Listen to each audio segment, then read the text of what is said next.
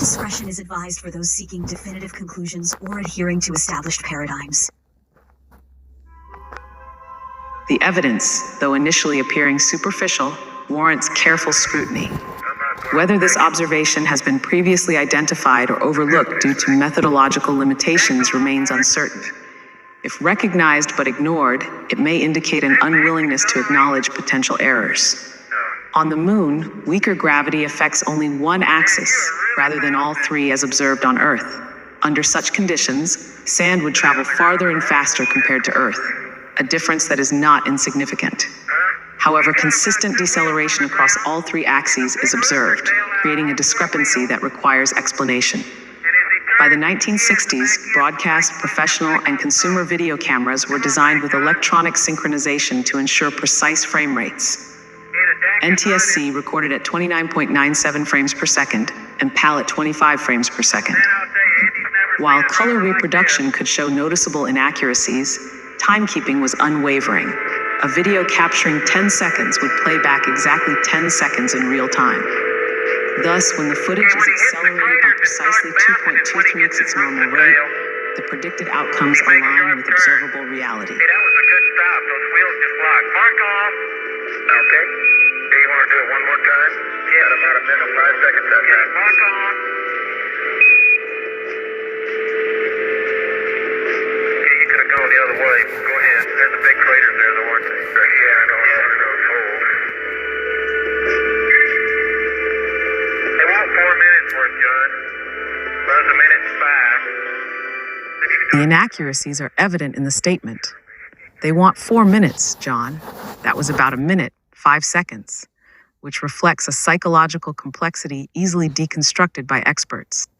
However, the suggestion that the astronauts lacked leadership or planning, leading to all of them being unaware of the desired footage duration of the rover, is unprecedented. If the situation were spontaneous, all instructions would have been simultaneously relayed by NASA through communication helmet. This exemplifies pseudology, undermined by over-explanation.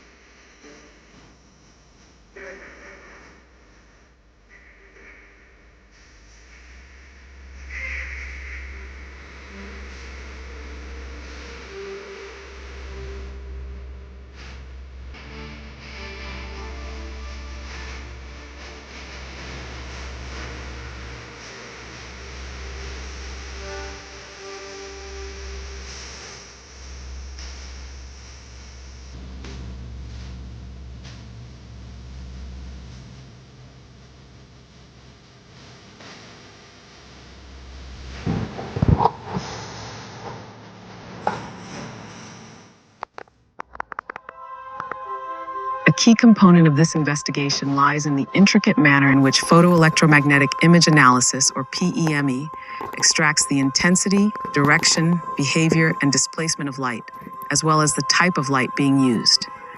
PEME analysis demonstrates a remarkable ability to distinguish between artificial light, natural sunlight, LED light, and a multitude of other light types when reflected against different colors, achieving an unparalleled level of consistency. Different colors and materials absorb various types of light differently, depending on their unique properties. Natural sunlight remains the most consistent, spanning from its harrowing descent through Earth's atmosphere to the depths of the oceans and across the land. Its scale and properties make natural sunlight impossible to replicate. To better understand gravity, Let's evaluate the sand behavior when astronauts kicked it compared to when the lunar rover stirred it up. There is quite a difference, but you will notice that in rare instances when the sand is accidentally kicked in opposing directions, its trajectory is inconsistent. In one direction, the sand travels a very far distance, as expected, but when kicked backward, it inexplicably travels a shorter distance, something inconsistent with lunar conditions. Additionally, observe how the astronauts' movements while jumping appear awkward and tense, contrasting with their otherwise relaxed and normal behavior in other situations. From these observations, we can extrapolate that the limited stage used was not only tilted, but also influenced by a gust of free-flowing current, which propelled the loose sand farther. However, the methods used are not important, as the inconsistencies alone are enough to deem the videos fraudulent. Consider the following points. 1. Sand travels a far distance from a light kick when moving forward. 2. In the same scene, when kicked in the opposite direction, the sand does not travel as far back. 3. The lunar rover did not stir up sand to the same extent as the astronauts' kicks. This phenomenon, specific to the astronauts and occurring only in one direction, cannot be attributed to consistent lunar conditions. 4. Different speeds used to increase FPS should result in movements consistent with physics, maintaining a margin of error within 1%. However, these videos exceed a 20% margin, indicating significant inconsistencies. 5. Gravity primarily affects vertical, up and down movement, not horizontal, left to right. Yet this video demonstrates otherwise, further undermining its authenticity.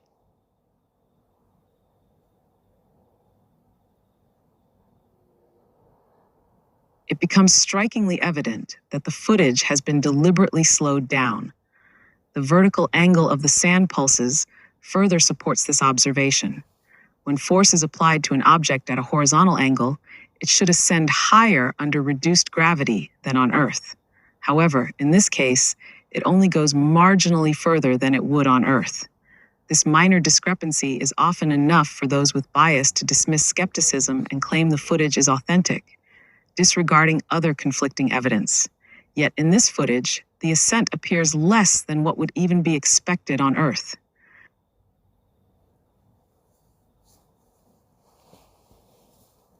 In the realm of conspiracy and skepticism, establishing a baseline is essential. Let's begin with an undeniable fact. The images captured from orbit are unquestionably authentic. This point is beyond debate. However, this brings us to the infamous Van Allen belts, often at the center of poorly substantiated arguments. It's time to discard such baseless claims and move forward. In these images, the background lacks a stable, non-static pattern. Between shades of teal and pink, we observe only the expected behaviors of radiated light. Yet, as we approach the moon in these photo sets, patterns begin to emerge. Patterns that, if previously unnoticed, might explain why these images initially seem genuine. However, if these patterns have been observed before, they raise troubling questions about humanity's readiness and time to even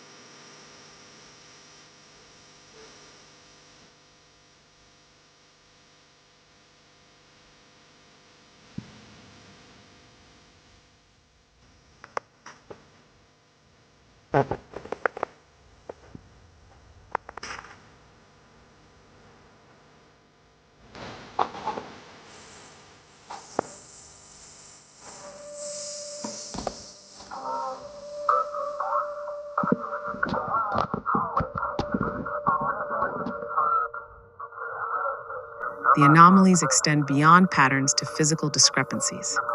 Take, for example, the footprints on the lunar surface. The patterns aren't the only issue. Size discrepancies also demand attention. Focus on the footprints visible on the lunar surface and note their distance from the lunar module.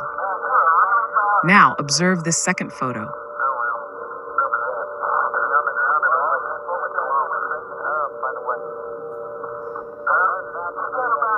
Finally, overlay the first photo atop the second, aligning them spatially.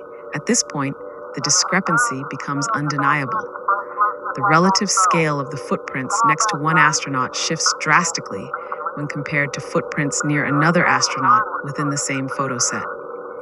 This issue recurs across multiple images, raising questions not only about patterns, but also about potential deliberate adjustments or doctoring to conceal inconsistencies. Why has nobody been to the moon in such a long time? That's not an 8-year-old's question. It's my question. I want to know what I think I know. Because we didn't go there, and that's the way it happened. And if it didn't happen, it's nice to know why it didn't happen. So in the future, if we want to keep doing something, we need to know why something stopped in the past that we wanted to keep it going.